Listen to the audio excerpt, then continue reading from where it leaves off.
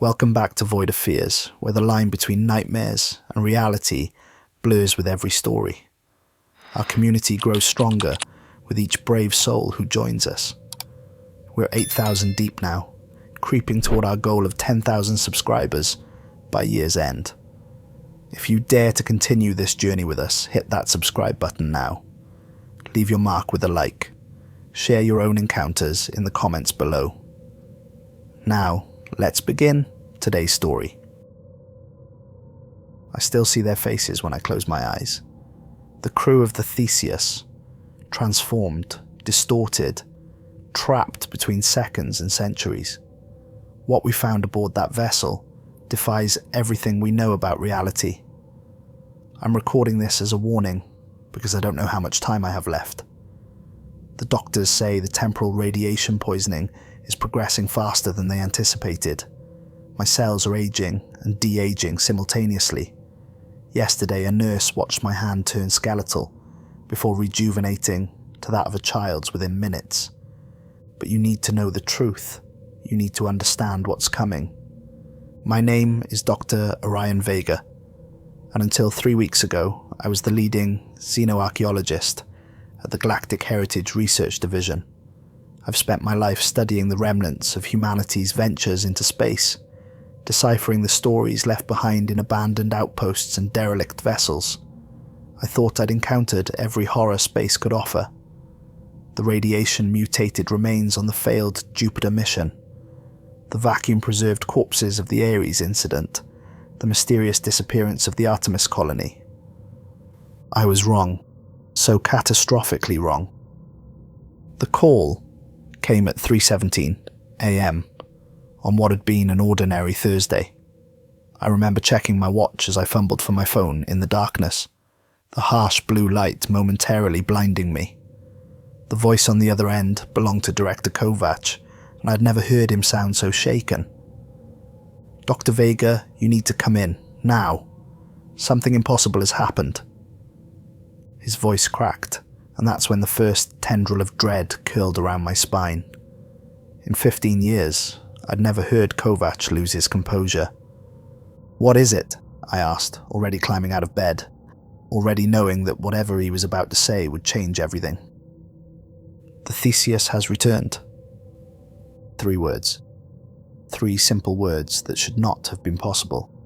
The Theseus, humanity's first interstellar vessel, lost with all hands 5 centuries ago, had somehow found its way home. I dressed mechanically, my mind racing as I tried to process what Kovac had said. The Theseus wasn't just any ship. It was legendary. The crown jewel of human achievement and our greatest tragedy. A vessel designed to carry 12 of humanity's brightest minds to Proxima Centauri, equipped with revolutionary technology that would allow them to travel faster than any human before. The mission was supposed to last 15 years. They never made it past month 18, when all communications mysteriously ceased. The official report cited catastrophic system failure. The conspiracy theorists proposed everything from alien abduction to government cover-up. Historians like me knew better than to speculate without evidence, but we all had our theories. Mine involved a miscalculation in the experimental drive system. Tragic, but explicable. None of us had considered the possibility that the ship might someday return. The roads were empty as I drove to the facility, the night sky unusually clear. My hands trembled on the steering wheel as I kept glancing upward at the stars. One of those distant points of light wasn't a star at all, but a ghost ship carrying 5 centuries of secrets. What condition would it be in? Would there be remains? Data? Any clue to explain the crew's fate? I swiped my security badge at 3 consecutive checkpoints, each one with more armed guards than I'd ever seen before. The elevator required both retinal and voice confirmation before descending to the subterranean levels where our most sensitive operations were housed. Mission control was chaos when I arrived. Analysts huddled around monitors, their faces illuminated by the blue glow of screens. Hushed voices filled the room with a constant murmur of disbelief and fear. Several of the younger researchers were openly weeping. A senior military officer I didn't recognize stood in the corner, barking orders into a secure line. Director Kovac pulled me aside immediately, his typically immaculate appearance now disheveled, as if he'd been running his hands through his hair repeatedly. His eyes were bloodshot, and a fine tremor affected his right hand. "It's back," he said, his voice barely above a whisper. "After 500 years, the Theseus has returned." He guided me to the main display where satellite imagery showed an object in Earth orbit. The silhouette was unmistakable, despite the centuries of space weathering, the distinctive profile of humanity's first interstellar vessel. But something was off about its proportions. Sections of the hull appeared distended, as though the metal had been stretched like taffy. Other areas seemed compressed, the angles all wrong. "Is it responding to communication attempts?" I asked, unable to tear my eyes from the distorted silhouette. "That's just it," Kovac said, lowering his voice further. "It's broadcasting, but not to us. The signal is directed outward, toward deep space." A chill ran through me. What's the signal? Encrypted, our best analysts can't make sense of it. It's like nothing in our databases. I studied the readings scrolling beside the image. Power signatures, radiation levels, thermal output, all showing impossible values. The ship should have been dead, a cold metal tomb drifting through space. Instead, it pulsed with energy. "How did we miss its approach?" I asked. Kovac's expression darkened. "That's what terrifies the military. It didn't approach. It appeared. One moment our orbital scanners showed empty space. The next, the Theseus was there, already in stable orbit." For context, you should understand what the Theseus mission meant to humanity. Launched in 2025, it carried 12 of the brightest minds beyond our solar system. Their mission: to explore the Proxima Centauri system and establish whether its planets could sustain human life. The crew was selected from thousands of candidates worldwide, scientists, engineers, and specialists who represented the pinnacle of human achievement. Captain Isabella Reyes led the mission, a veteran of 3 Mars expeditions with an unmatched record of success. Dr. Nadia Zubkov served as chief scientist, her work on exobiology having revolutionized our understanding of potential extraterrestrial life forms. Engineer Joaquin Espinosa designed the revolutionary propulsion system that made the journey possible. Each crew member was a genius in their field, each irreplaceable. 18 months into their journey, all communications abruptly ceased mid-transmission. Captain Reyes had been describing an unusual energy reading their sensors had detected. The transmission cut off mid-sentence. After years of failed contact attempts, the mission was declared lost. The crew was mourned, memorialized, and gradually forgotten by all except historians like me. Yet here it was, the impossible made manifest, hovering in orbit like a ghost returned from the void. The implications were staggering. If the Theseus had somehow survived, where had it been for 5 centuries? What had happened to the crew? And most importantly, why had it returned now? "We're assembling a team," Director Kovac explained, resting a hand on my shoulder. His fingers dug in with unconscious pressure. "You'll lead the research division. We need to know what happened out there, and more importantly, why it's back." "When do we leave?" I asked, already mentally cataloguing what equipment we would need. 12 hours. The military wants to nuke it from orbit, but I've convinced them to give us 48 hours to investigate first. Whatever you find, Orion, we need answers fast. Those 12 hours passed in a blur of preparation, briefings, and hurried goodbyes to colleagues who watched us with a mixture of awe and pity. No one said it aloud, but we all understood the risk. Whatever had happened to the original crew of the Theseus might very well happen to us. I spent 2 hours in a secure vault reviewing the original mission specifications and crew files. Most of this I already knew from my research, but seeing the actual documents, feeling the weight of this history in my hands, made everything more real. I found myself lingering over the personnel files, studying the faces of people who had become legends. Captain Reyes with her confident smile, Navigator Kazuo Tanaka, the youngest crew member at just 29, Medical Officer Ilara Kwan, whose groundbreaking work on long-term space habitation had made the mission possible. Had any of them survived? The rational part of my mind knew it was impossible. No human could live 5 centuries. But nothing about this situation followed rational rules. I spent the remaining time selecting equipment, advanced scanning devices, containment units for samples, and specialized tools for extracting data from damaged systems. Each item carefully chosen, each possibility considered. Yet, deep down I knew we were diving into the unknown, with little more than educated guesses to guide us. 11 hours and 43 minutes later, I was strapped into a seat aboard the Artemis shuttle alongside a carefully selected team. Dr. Imani Okafor, exobiologist, sat to my left, reviewing data on a tablet. Her fingers moved with frantic energy, betraying the anxiety her calm expression tried to hide. "Finding anything new in the scans?" I asked her. She shook her head, not looking up. "Nothing that makes sense. The biological readings keep shifting. One minute the ship reads as completely sterile, the next." She hesitated. "The next?" "The next it shows thousands of life signatures, then none again. The equipment must be malfunctioning." Across the aisle, Commander Alexei Volkov, our security lead, checked his weapon for the 3rd time in as many minutes. His military background showed in every precise movement, in the way his eyes continuously scanned our surroundings. "My team is prepared for hostiles," he said in his thick accent when he caught me watching him. "Let's hope that won't be necessary," I replied, though the weight of my own sidearm pressed reassuringly against my hip. Standard protocol for research missions didn't include arming scientists, but nothing about this mission was standard.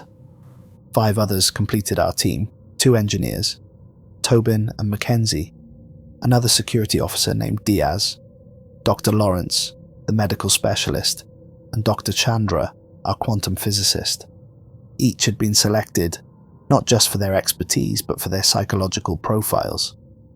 People who could handle extreme stress and the unknown. Looking at their tense faces now, I wondered if anyone could truly be prepared for what we might find. Our pilot's voice crackled over the intercom. "Approaching target in 3 minutes. Brace for possible anomalies." We'd been warned that proximity to the Theseus might affect our instruments. Sure enough, as we drew closer, the lights in the shuttle flickered. My watch stopped, then started again, the seconds ticking backward briefly before resuming their normal progression. "That's concerning," Dr. Chandra muttered, making notes on her tablet. Through the viewport, the massive form of the Theseus grew larger. As we approached, its true condition became apparent. The once gleaming hull was pockmarked with what appeared to be micrometeorite impacts. But there were other marks too, long, deliberate-looking grooves that traced patterns across the surface like some alien language. Parts of the hull seemed to have changed colour, developing a patina that shifted from copper to deep purple depending on how the sunlight struck it. Most disturbing were the sections where the hull appeared to have grown outward, forming structures that resembled nothing in the original design. Spire-like protrusions extended from the command module. The engine housing had expanded to nearly twice its original size, bulging outward like a tumour. "Those markings weren't in the original design," whispered Dr. Okafor, pointing to the strange patterns. Our shuttle docked with remarkable ease. The Theseus's systems recognized our approach and automatically engaged ancient docking protocols. This was our first warning. A 500-year-old derelict ship should not have had operational systems. We suited up in full containment gear before entering through the airlock. The artificial gravity was still functioning, another impossibility that no one wanted to acknowledge. Our headlamps cut through the darkness, revealing a corridor that seemed frozen in time. The preservation was unsettling. There was dust, yes, but far less than expected for a vessel abandoned for 5 centuries. The air, when our instruments tested it, was stale but breathable. The life support systems had continued to function at minimal levels. "This isn't possible," murmured Volkov next to me. "Power reserves should have depleted within a decade, even with the fusion reactor." I approached a terminal on the wall and was shocked when it responded to my touch, glowing faintly with residual power. "Let's find the bridge," I said, trying to maintain a professional tone, despite the chill running down my spine. "We need to access the ship's logs." The corridors twisted in ways I didn't remember from the historical schematics. Several times we had to backtrack as we encountered sealed bulkheads or passages that seemed to lead nowhere. The ship had been modified, but by whom and for what purpose remained unclear. When we finally reached the bridge, the sight took my breath away. The command center was largely intact, but changed. The captain's chair sat on a raised platform, surrounded by consoles that were far more advanced than the original design. Screens flickered with data streams that scrolled too fast to read. "These systems, they're not 21st century technology," said Tobin, one of our engineers. "This interface design wasn't developed until at least 2150. I approached the central console and found it unlocked. With trembling fingers, I began accessing the ship's logs. The earliest entries were standard mission reports: departure from Earth orbit, successful activation of the long-range propulsion system, crew adjusting to long-term space habitation. Captain Isabella Reyes delivered her reports with military precision, her face showing the pride of commanding humanity's greatest expedition. Then came the first anomaly. A log dated 6 months into the mission showed Captain Reyes discussing an unusual energy signature detected at the edge of our solar system. Her scientific officer, Dr. Nadia Zubkov, was particularly excited by the discovery. "It doesn't match any known cosmic phenomenon," Dr. Zubkov explained in the recording. "The energy pattern appears almost deliberate." The crew debated whether to investigate. Their mission parameters allowed for detours of scientific significance, but this would delay their arrival at Proxima Centauri. Captain Reyes ultimately made the decision to alter course slightly to collect more data. This was the first deviation, the first link in a chain of decisions that would lead to unimaginable consequences. The logs became more frequent as the crew documented their findings. The energy signature emanated from what appeared to be a small, dense object with a gravity field that defied known physics. As they approached, their instruments began to malfunction. Time measurements between different parts of the ship became unsynchronized. The chronometers in the engine room are running 17 seconds faster than those on the bridge, reported Chief Engineer Octavia Kalani in one log. "We've checked for software errors, but the issue appears to be with the flow of time itself within the ship." I played the logs for my team as we found them, our unease growing with each revelation. The faces of the long-dead crew filled the screens around us, their excitement turning to confusion and then to concern as the anomalies multiplied. The final standard log from Captain Reyes came 3 days after they began their observation of the phenomenon. Her face was haggard, her eyes bloodshot from lack of sleep. "We've lost contact with Earth. Something about this object is interfering with our communications array. Chief Engineer Kalani believes the temporal distortion field is expanding throughout the ship. We're initiating emergency protocols and preparing to withdraw to a safe distance." That was the last official log. After that, the entries became personal recordings, fragmented and often corrupted. The timestamp protocols failed, making it impossible to determine the exact sequence of events. As we continued to explore the ship, we made our way to the crew quarters. Each cabin told its own story of abandonment. Navigator Kazuo Tanaka's room contained star charts with handwritten notations in the margins, mapping anomalies that shouldn't exist. His journal, a physical book, rather than a digital record, detailed increasingly strange dreams. "I saw the stars bend today," one entry read, "not through the viewports, but in my mind. I feel as though something is reaching into my thoughts, rearranging them like furniture in a room."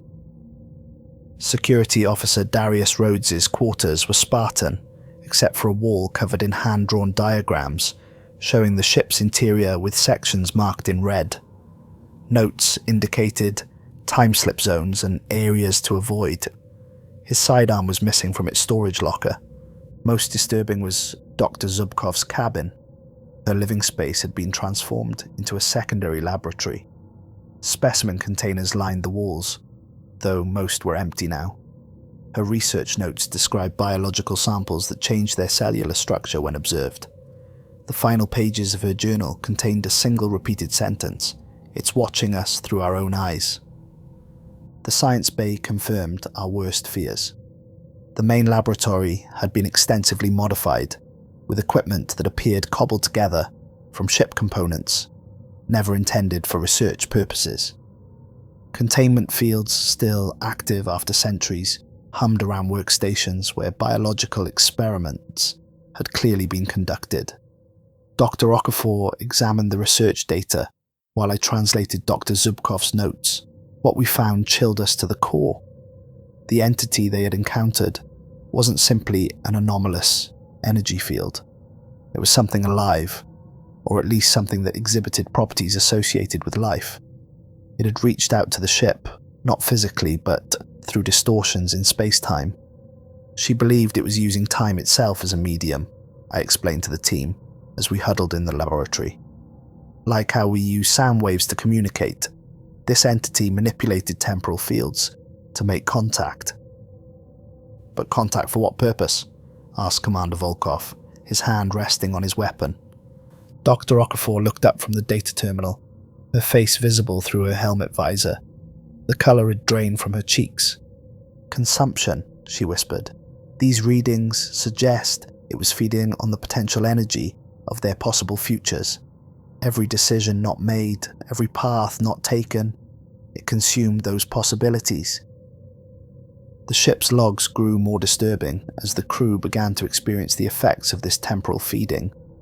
Engineer Joaquin Espinosa reported seeing multiple versions of himself working on the engine. Pilot Mateo Duarte logged his experience of reliving the same hour 27 times in succession. The crew began to fracture. Some, led by Dr. Zubkov, wanted to continue studying the entity, believing it represented the greatest scientific discovery in human history. Others, including Security Officer Rhodes, demanded they destroy it before it destroyed them.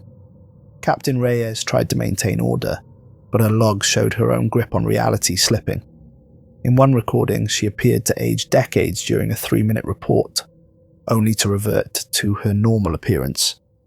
In the next frame, we moved deeper into the ship, towards the engine room. The distortions in the ship's structure became more pronounced here. Corridors bent at impossible angles while remaining navigable. Metal surfaces rippled like water when viewed peripherally, only to solidify when directly observed. The engine room itself was unrecognizable. The original fusion reactor had been completely redesigned. What stood in its place resembled no propulsion system I had ever studied. Crystalline structures intertwined with the ship's mechanical components, creating an organic mechanical hybrid that pulsed with energy. "This isn't human technology," Tobin whispered, running his scanner over the structure. "The power output is... I can't even quantify it." Chief Engineer Kalani's logs provided some answers. The entity had begun to merge with the ship's systems, using the crew as intermediaries. It guided their hands to make modifications they didn't fully understand. The engine was transformed to harness the temporal energy the entity fed upon, creating a self-sustaining cycle. It's like a farm, I realized aloud. The entity modified the ship to cultivate what it consumes potential realities. The most horrifying discovery was what this meant for the crew. According to Kalani's calculations, time within certain sections of the ship had been flowing at dramatically different rates. For every day that passed on Earth, parts of the Theseus experienced years, even decades. In some sections, time flowed backward. In others, it looped endlessly, trapping moments and people in eternal repetition. One particular note from Kalani stood out, its implications so disturbing, I read it aloud to the team. Day 437, or perhaps year 23. The chronometers no longer function in any meaningful way. We've begun marking time by biological changes instead. Reyes has developed a system of tracking using cell division rates in controlled bacterial cultures. According to her measurements, the forward crew quarters are experiencing time at roughly 1/7,000th the rate of the engine room. Zubkov entered that section 3 ship days ago to retrieve equipment. From her perspective, only minutes have passed. For us, it's been 3 weeks. When she emerged, she hadn't aged a day, but she described watching us moving through the corridor like blurs of light. We're experiencing different timelines while occupying the same space. God help us all.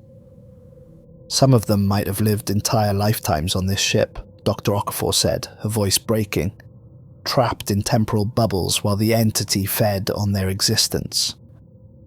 Or worse, added Dr. Chandra, who had been unusually quiet until now.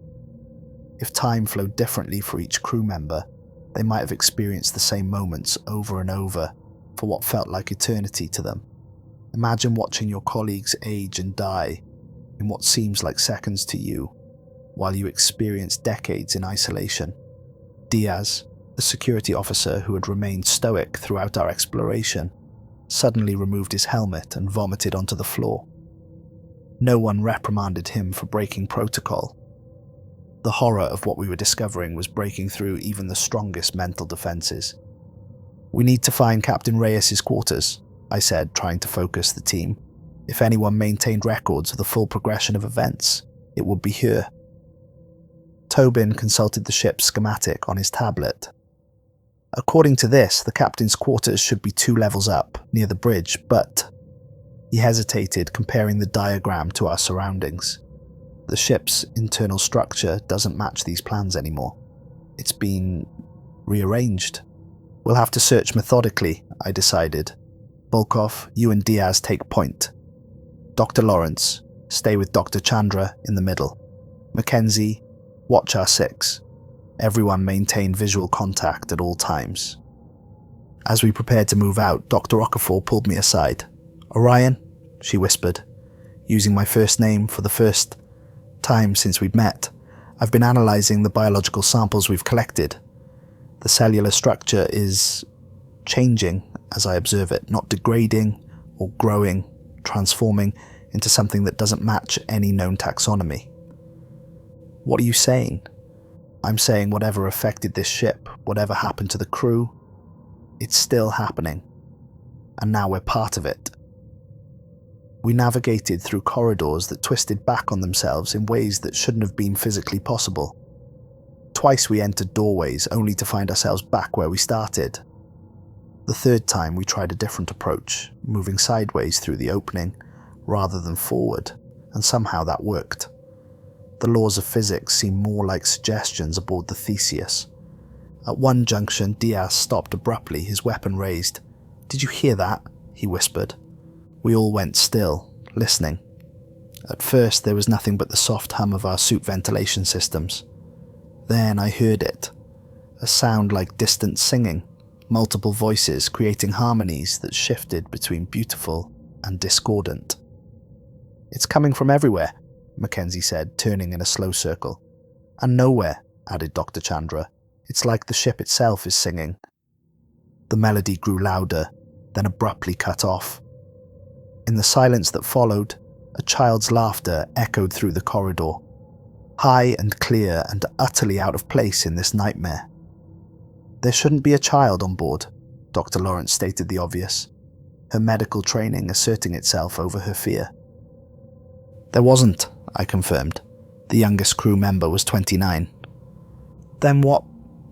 The question was interrupted by a blur of motion at the far end of the corridor. Something small darted across our field of vision and disappeared through a doorway. "Contact!" shouted Volkov, his weapon tracking the movement too late. "Hold your fire," I ordered. "We don't know what it is."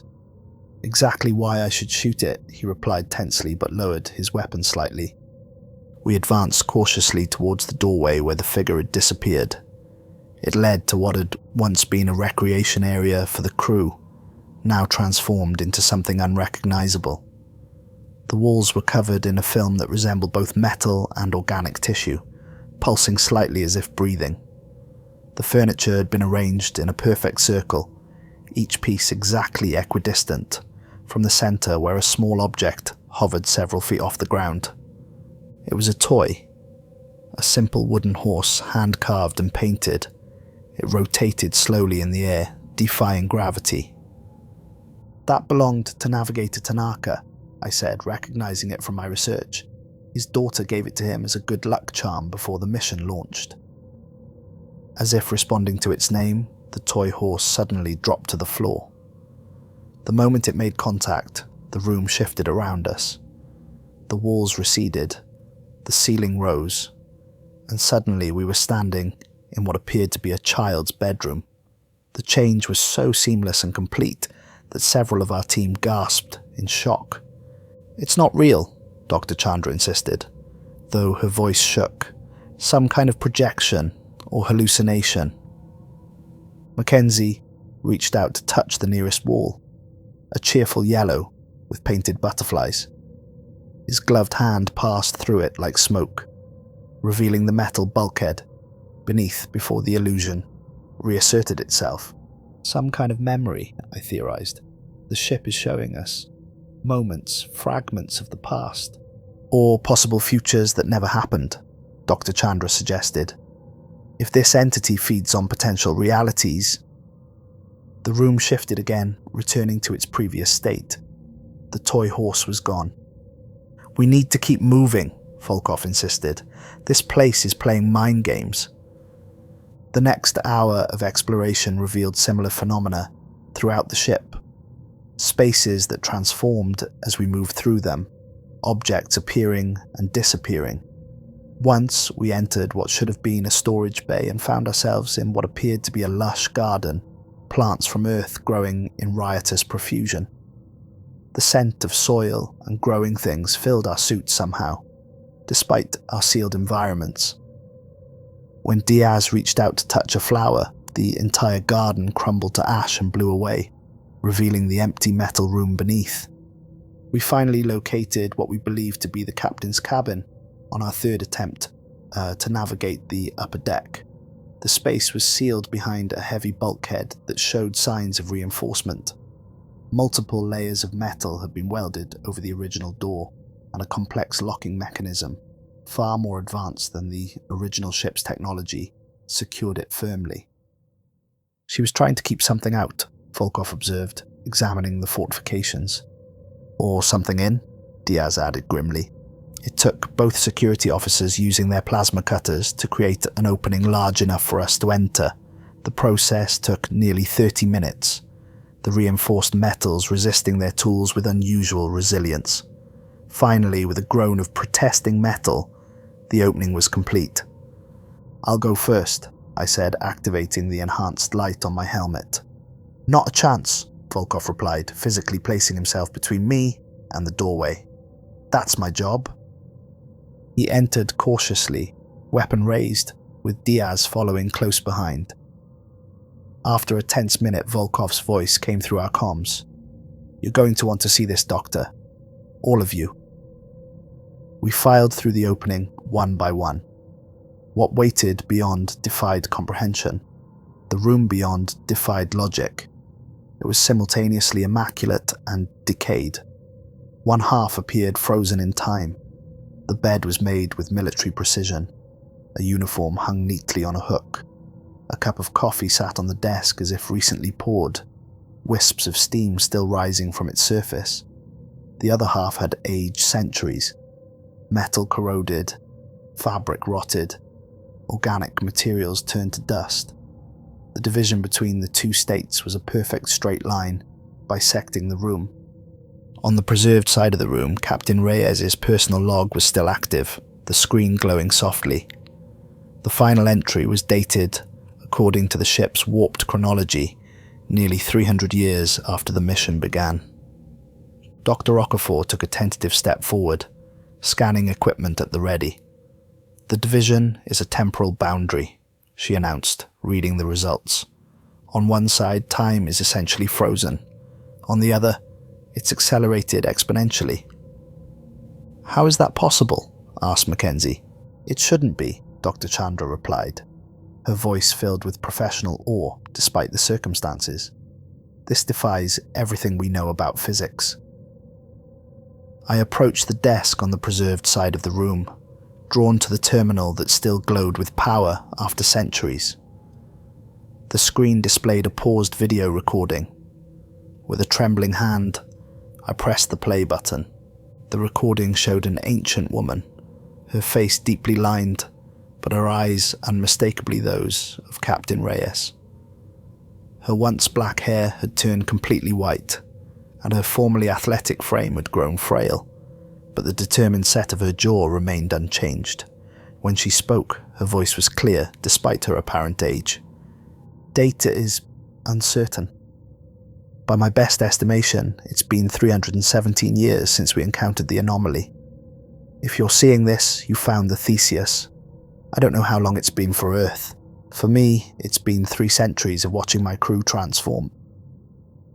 She took a shaky breath, her aged hands clasping together to stop their trembling. "The entity we encountered exists outside normal spacetime. We found it, or it found us, at the edge of our solar system, hiding in the gravitational shadow of what we thought was a rogue planetoid. Our sensors didn't recognize it because it doesn't fully exist in our reality. It moves between dimensions, between possible timelines." The captain's eyes darted to something off-screen, her expression momentarily fearful before she composed herself. "It doesn't consume matter or energy as we understand them. It consumes possibility, the branching paths of choices not taken, futures unrealized. Every decision creates multiple timeline branches. The paths taken and the infinite paths not taken. This entity, it feeds on those untaken paths, and when we approached, when we chose to investigate rather than continue our mission," she closed her eyes briefly, "we became its feast." She paused, looking over her shoulder as if hearing something before continuing.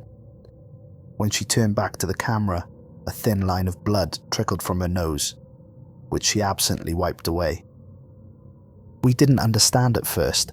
By the time we realized what was happening, it had already begun to merge with our ship, with our bodies, with our minds. Zubkov was the first to fully transform. She was always the most curious, the most willing to embrace the unknown. She welcomed it." Captain Reyes' face darkened with remembered pain. Others fought. Rhodes tried to destroy the entity by detonating explosives in the section where it first manifested. The explosion trapped him in a temporal loop.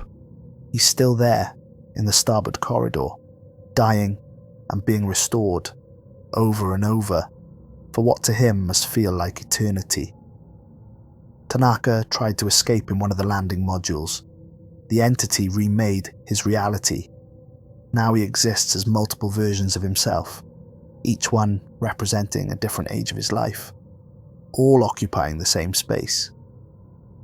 She reached for the cup of coffee visible on her desk in the recording, the same cup that still sat there in the preserved half of the room, still steaming. The battles raged across decades, as time flowed differently throughout the ship. Espinosa and Kalani tried to modify the engines to break us free. Instead, they gave the entity greater control over our temporal reality. Duarte and Kwan attempted communication, believing we could reason with it. They became its voice. Captain Reyes sipped the coffee and set it down precisely where it still sat in the room with us. The synchronicity sent chills down my spine. I'm the last one left now, at least in any form that's still recognizably human. The others exist in states I can barely comprehend. Pilot Duarte fragmented across multiple dimensions. I sometimes glimpse pieces of him phasing in and out of our reality. Medical Officer Kwan merged with the ship's systems. Her consciousness now resides in the environmental controls. I hear her voice in the air recyclers, singing lullabies to herself. The captain's expression became haunted, her eyes focusing on something none of us could see. I've been fighting a losing battle for centuries. At first I tried to kill it, tried every weapon, every strategy I could conceive. Then I tried to contain it, to prevent it from growing stronger. For the past 50 years, I've focused solely on one goal, keeping it from returning to Earth. She laughed bitterly, the sound edged with madness. For a time, I believed I'd succeeded.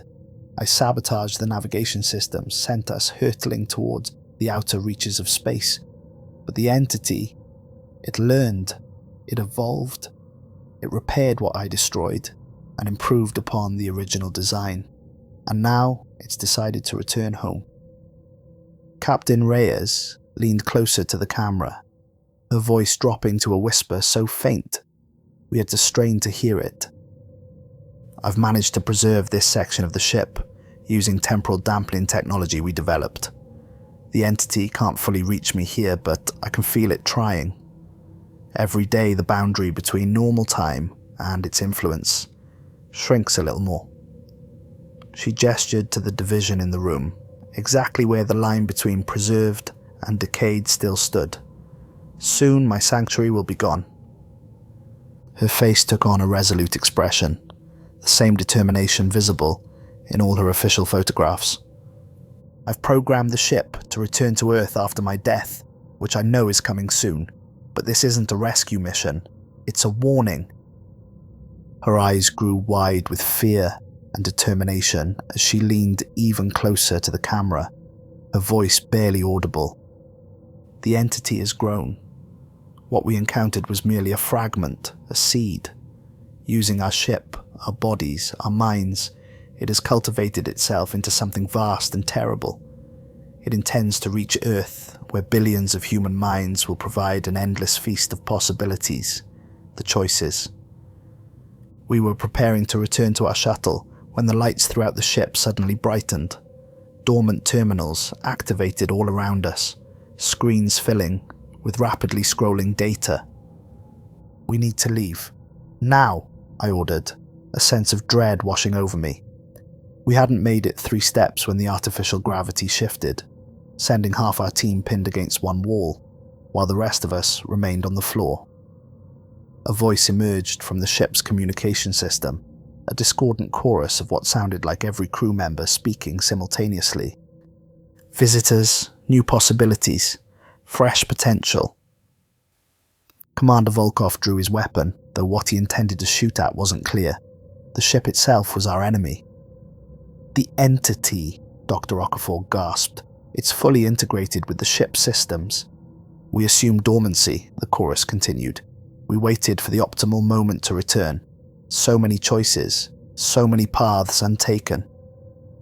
The walls around us began to ripple and flow.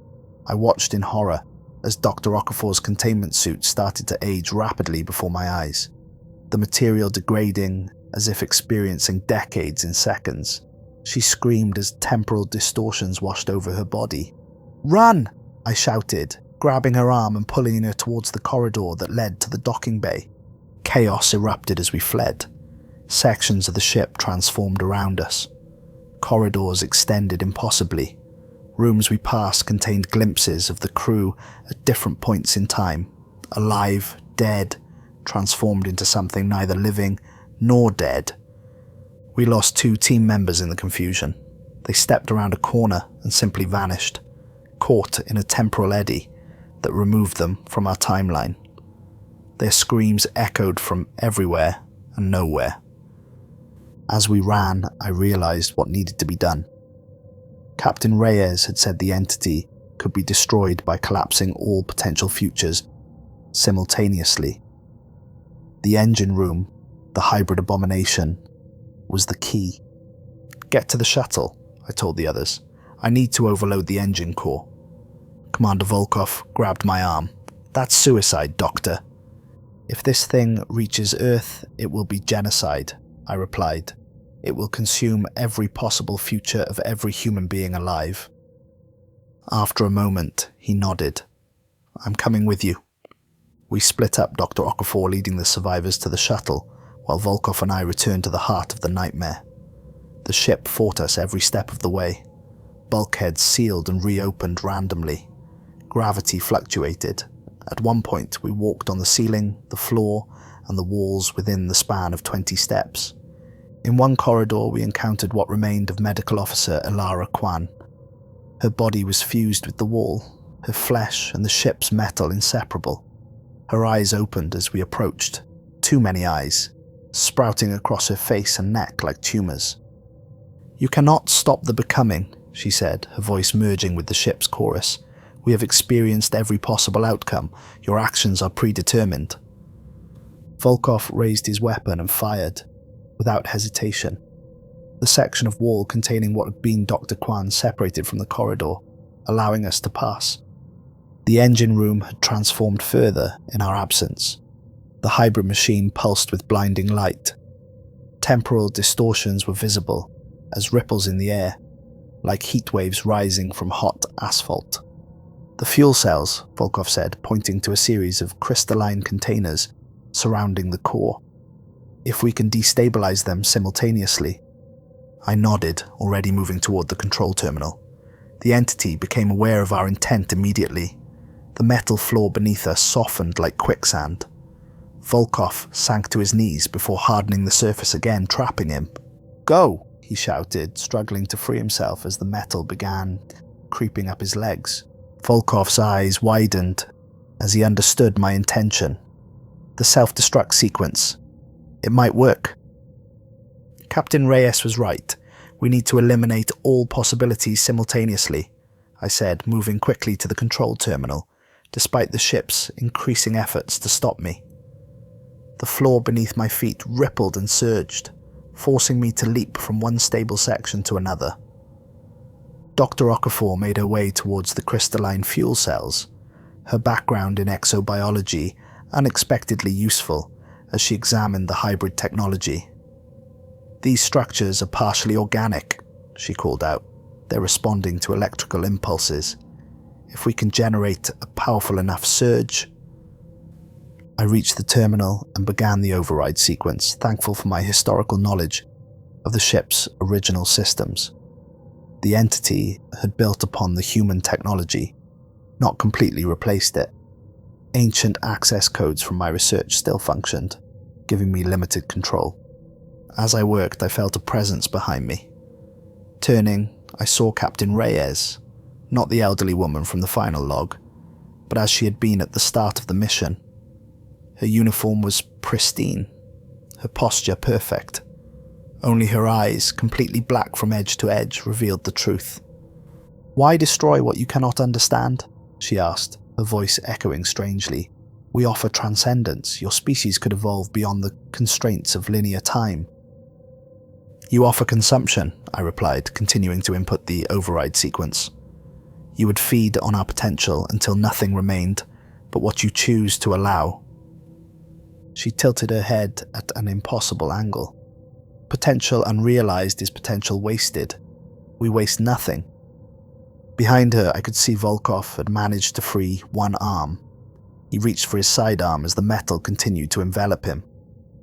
"Humanity makes its own choices," I said, keeping the entity's attention on me. "Our futures belong to us, even the ones we never live. Don't you see the gift we offer?" The thing wearing Captain Reyes' foremast, its face flickering between her features and those of other crew members. No more regrets, no paths untaken, all possibilities experienced simultaneously. As it spoke, the room around us began to shift, showing scenes from my own life, choices I'd regretted, paths I hadn't taken. I saw myself with a family I never had, achievements I never accomplished, joys and sorrows I never experienced. The visions were so vivid, so alluring, that I felt myself being drawn into them. "Orion!" Dr. Okafor's voice cut through the illusion. "It's manipulating you. Stay focused." The captain's form distorted, stretching and compressing, as if viewed through warped glass. "You have already made every choice. We have witnessed them all." Volkov fired, his shot passing through the apparition of Captain Reyes and striking one of the fuel cells. The crystalline container cracked, releasing a blinding light that momentarily disrupted the entity's manifestation. The room returned to normal, the visions vanishing. I slammed the final command into the terminal. Warning alarms blared throughout the ship as the containment fields around the engine core began to fail. "Catastrophic timeline collapse imminent," announced the ship's computer, its voice distorting between male and female, young and old. "Core destabilization in 3 minutes." The entity fragmented into a dozen different forms. Crew members at various stages of transformation, some fully human, others barely recognizable. They converged on me as the engine core began to destabilize. "Volkov!" I shouted, reaching toward him as the metal had now reached his chest. "Go," he ordered. "Get to the shuttle. Someone has to warn Earth what happens if any part of this thing survives." Dr. Okafor grabbed my arm. "He's right. We need to go. Now." With a final, agonizing look at our trapped colleagues, we ran. The ship was breaking apart around us, the self-destruct sequence triggering cascading failures throughout all systems. Corridors twisted and reformed. Gravity failed completely in some sections, forcing us to pull ourselves along handrails. Behind us, a wave of temporal energy surged from the engine room, erasing everything in its path as all possible futures collapsed into a single endpoint. We reached the airlock, where our shuttle remained docked, throwing ourselves through the door just as the wave caught up with us. I felt my body age and rejuvenate, break and heal, live and die 1,000 times in an instant. Pain beyond description washed through me, as every possible version of myself experienced every possible fate simultaneously. Then suddenly we were aboard the shuttle, the door sealing behind us. Dr. Okafor staggered to the pilot's seat, her hands shaking as she initiated the emergency detachment sequence. I collapsed into the co-pilot's chair, my body feeling wrong somehow, as if parts of me had been replaced with versions from different timelines. "Are you okay?" she asked, glancing at me with concern as she worked the controls. "No," I answered honestly, "and neither are you." She nodded grimly, not needing to look down at her right arm, which had aged to that of an elderly woman, while the rest of her body remained youthful. "Let's just focus on getting away." The shuttle detached from the Theseus with a violent lurch. Dr. Okafor pushed the engines beyond safety limits as we raced away from the doomed vessel. Through the viewport, I watched as temporal distortions rippled across the ancient ship's hull. Parts of it seemed to age and decay in seconds, while other sections reversed, becoming pristine before deteriorating again. "Recording," I gasped into my communicator, knowing these might be my final words. My voice sounded strange to my own ears, older with harmonics that hadn't been there before. "This is Dr. Orion Vega, of the Theseus investigation team. The vessel encountered an entity that exists outside normal spacetime. It consumes potential realities, the futures that don't happen. It murdered the original crew over centuries of subjective time, using them to enhance its own abilities." I paused, a spasm of pain shooting through my body as more temporal radiation effects manifested. My left hand briefly became translucent before solidifying again. "The Theseus will self-destruct in approximately 90 seconds. If our calculations are correct, this should destroy the entity by collapsing all its potential timelines simultaneously. but if any part of it reaches Earth, all of humanity is at risk. I locked eyes with Dr. Okafor, who nodded grimly as she continued piloting us away from the doomed ship. Total quarantine of any debris is essential, I continued. Do not recover any fragments, do not study them, destroy them immediately. This entity can exist in a dormant state, waiting for contact with sentient life. It can manipulate perception, alter reality, and consume entire civilizations. I repeat, destroy any fragments without study. The shuttle shuddered violently as the first wave of energy from the destabilizing core reached us. Systems flickered, and for a heart-stopping moment, I thought we'd lose power entirely. Then, emergency protocols engaged, rerouting essential functions. Distance from Theseus, 2 kilometers and increasing, Dr. Okafor reported, her voice strained. Estimate safe distance at minimum 5 kilometers. Will we make it? I asked. She didn't answer, which was answer enough. Through the viewport, the Theseus began to implode, the hull collapsing inward as the temporal wave consumed the ship from within. The brilliance of the destruction was unlike anything I'd ever seen. Not the fiery blast of conventional explosives, but a reality-bending implosion that seemed to fold space itself into a singularity. The light grew so intense that the viewport automatically darkened to protect our vision. Even so, I had to shield my eyes. When I looked again, the Theseus was gone, replaced by a swirling vortex of energy that pulsed with colours I had no names for, colours that shouldn't exist in our reality. Our shuttle rocked violently in the shockwave. Systems failed in rapid succession. Emergency power engaged, but it wouldn't last long.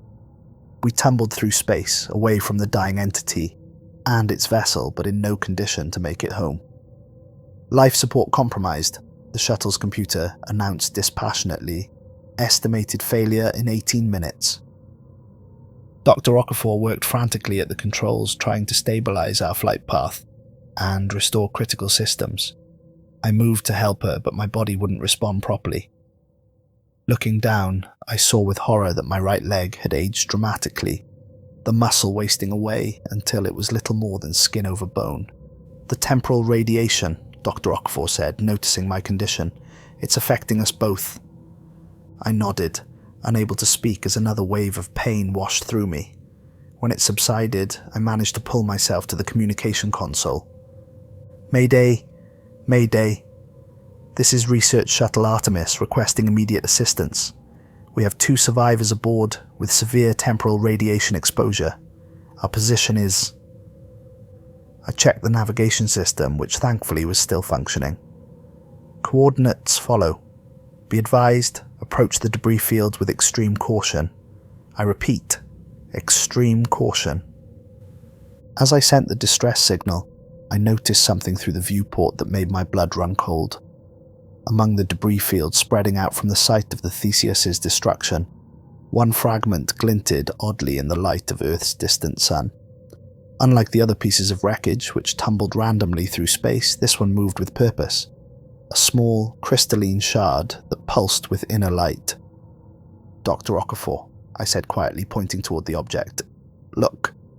She turned, her face paling, as she saw what I'd spotted. Is that a fragment of the entity? Yes. I watched as it pulsed once, twice, then went dark, becoming just another piece of debris. But I knew better. It was hiding, waiting. Can we destroy it? She asked. The shuttle's external laser might... No power, I reminded her. We barely have life support. We sat in silence, watching the seemingly inert fragment drift closer to Earth's orbit. There was nothing we could do, except hope our warning would be heeded, that anyone recovering debris would follow protocol and destroy it without examination. But even as I thought this, I knew the truth. Human curiosity was too strong. Someone would want to study it, to understand it, and in doing so, they would give it exactly what it needed. A new host, a new ship, a new beginning. We need to record everything we know, I decided, reaching for Captain Reyes' notebook, which I managed to keep throughout our escape. Every detail, everything we learned. If that thing reaches Earth, people will need to know how to fight it. As darkness claimed the edges of my vision, I began to write. The temporal radiation was working its way through my body, causing cells to age and die at accelerated rates. I knew I wouldn't survive to deliver this message in person. All I could do was hope that our shuttle would be recovered, that my final warnings would be heeded. I pray we destroyed it completely. I pray there aren't more of these things, waiting in the darkness between stars. But most of all, I pray that if any fragments survived, Dr. Lyra, Thandai, and her containment team recognized the danger before it's too late. Because now I understand why the Theseus returned after 500 years. It was just waiting until it was hungry again. The final log of Dr. Orion Vega ends here. His shuttle was recovered 3 days after the destruction of the Theseus. Both Dr. Vega and Dr. Okafor were found deceased, their bodies exhibiting unprecedented cellular anomalies that our medical team is still studying. The notebook and recordings recovered from the shuttle have been classified at the highest level. As per Dr. Vega's final recommendation, all debris from the Theseus has been collected and scheduled for immediate destruction via deep space nuclear detonation. However, before implementation of this protocol, research team leader Dr. Lyra Thandai has requested a 72-hour window to examine one particular fragment that exhibits unusual properties. Request is currently pending approval.